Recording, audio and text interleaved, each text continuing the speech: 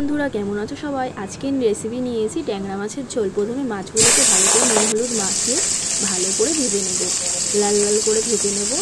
মাছ ভাজা হয়ে গেছে, এবার আমি একে একে মাছগুলোকে কড়াই থেকে তুলে নেব। এরপর কড়াইতে তেল গরম করে তাতে আলুটা দিয়ে দিয়েছি। আলুটাতে নুন হলুদ দিয়ে ভালো করে ভেজে নেব, একদম লাল লাল করে। লাল লাল করে ভেজে নেওয়ার পরে আমি মাছে একটু বড়ি দেবো, সেই বড়িটাতেও লাল লাল করে ভেজে নেব।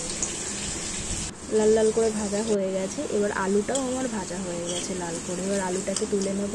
মাছের জন্য আমি পেস্ট করে রেখেছি আদা, জিরে, লঙ্কা। এরপর কড়াইতে জিরে পোড়া দিয়ে তাতে মাছের জন্য করে রাখা পেস্টটা দিয়ে তারপরে নুন হলুদ দিয়ে ভালো করে কষিয়ে নেব। যতক্ষণ না মশলা থেকে তেল ছাড়ছে ততক্ষণ ধরে কষাতে হবে। এরপর কষানো হয়ে গেছে, এতে আমি পরিমাণ মতো জল অ্যাড করে দিলাম। জল অ্যাড করে দেওয়ার পরে ঝোলটাকে ভালো মতো ফুটতে দিতে হবে। ঝোলটা ফুটে গেছে, এবার আমি একে একে মাছ আর বড়িটাকে দিয়ে দেবো। মাছ আর বড়িটাকে দিয়ে ভালো করে ঝোলটাকে ফুটাবো। এরপর কিন্তু আমি আরেকটা জিনিস দিতে চলেছি, ধনে পাতা। ধনে পাতা কিন্তু যে কোনো মাছ বলো সবজি বলো চাইতে দাও না কোনো, খুব সুন্দর একটা স্মেল আসে। ধনে পাতাটা দেওয়া হয়ে গেছে। কেমন হয়েছে বন্ধুরা?